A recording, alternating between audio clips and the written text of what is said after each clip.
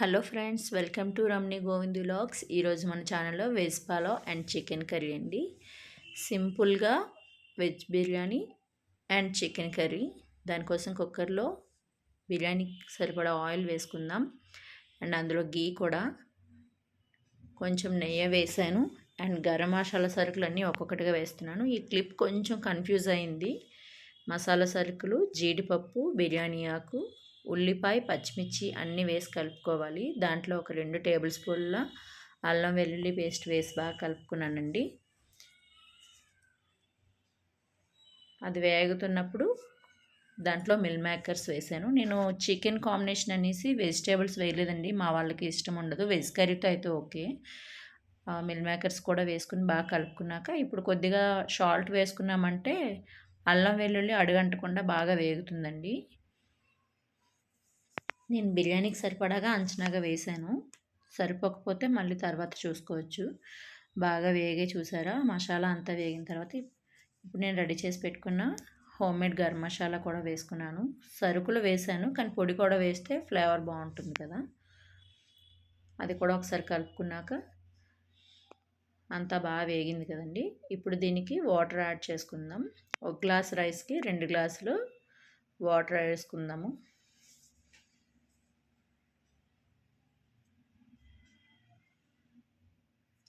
ఒకసారి మళ్ళీ బాగా కలుపుకుందామండి.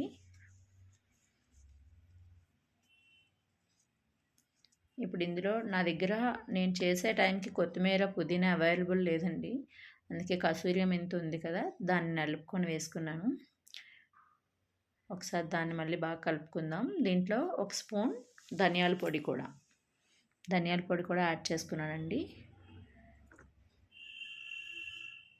దీన్ని ఒకసారి కలుపుకొని మూత పెట్టుకొని వాటర్ బాయిల్ అవనిద్దాము. చూసారా, అసలు బాగా మరిగింది కదండి. ఇప్పుడు ఒకసారి కలుపుకొని మనం ముందుగానే కడిగి పెట్టుకున్నాం కదండి, కడిగి బియ్యం నానబెట్టుకున్నాం కదా, ఆ బియ్యాన్ని కూడా వేసుకుందాం. అందులో వాటర్ లేకుండా బియ్యం మాత్రమే నీట్గా వేసుకోండి.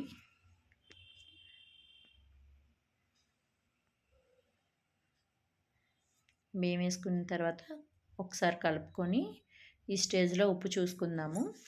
ఒకవేళ తక్కువైతే ఇప్పుడే యాడ్ చేసుకోండి.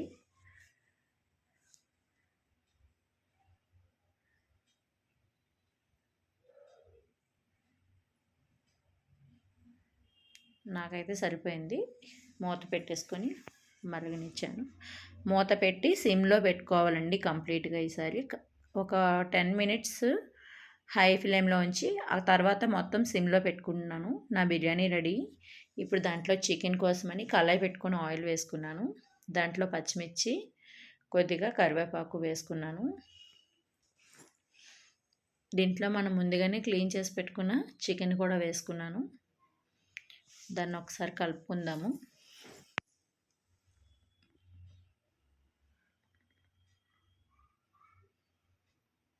చికెన్ బాగా కలిసింది, వేగుతుంది చూసారా. ఒక 2 నిమిషాలు కలుపుకున్న తర్వాత ఒకసారి బాగా కలిపేసుకొని మూత పెట్టుకుందామండి. చికెన్ మూత పెట్టి వేయించుకుంటే చికెన్లో ఉన్న వాటర్ అంతా దిగుతుంది, బాగా వేగుతుంది కూడా.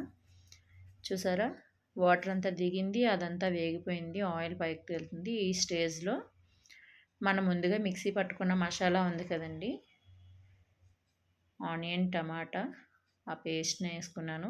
దాని మీద కొద్దిగా అల్లం వెల్లుల్లి పేస్ట్ అండ్ మసాలా పొడి కూడా యాడ్ చేసుకున్నాను. ఒకసారి అంతా బాగా కలుపుకొని మూత పెట్టుకుందాం. దీని మంటను మీడియంలో ఉంచుకొని బాగా వేయించుకోవాలండి. చూసారా, ఆయిల్ తేలుతుంది. ఒకసారి కలుపుకొని ఈ స్టేజ్లో ఉప్పు, కూరకి సరిపడా ఉప్పు అండ్ కారం కూడా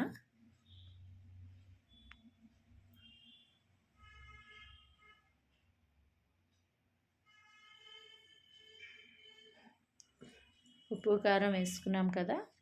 ఇప్పుడు ఒకసారి కలుపుకుందాం. మళ్ళీ మంటని మీడియం టు సిమ్ అండి, హై ఫ్లేమ్లో అయితే ఉంచొద్దు. ఒకసారి కలుపుకొని మూత పెట్టుకొని మంటని మీడియం టు సిమ్లో అడ్జస్ట్ చేసుకుంటూ కర్రీ వేగనిద్దామండి. ఎంత బాగా గ్రేవీ వేగితే ఆనియన్ పేస్ట్ అంత బాగుంటుంది. మనం మధ్య మధ్యలో కలుపుకుంటూ మంట తగ్గించుకుంటూ మూత పెట్టుకుంటూ వేపాలి. మన చికెన్ అయితే ఆల్మోస్ట్ వేగిపోయిందండి. ఈ స్టేజ్లో మనం కర్రీకి సరిపడా వాటర్ యాడ్ చేసుకుందాం. ఫ్రై లాగే చేసుకొని వదిలేసుకోవాలనుకుంటే ఇంకా సిమ్లో పెట్టి అలా ఫ్రై చేసుకోవాలి. నేనైతే కర్రీ కింద తీసుకున్నానండి, బిర్యానీకి గ్రేవీ బాగుంటుందని. వాటర్ వేసుకొని ఒకసారి కలుపుకొని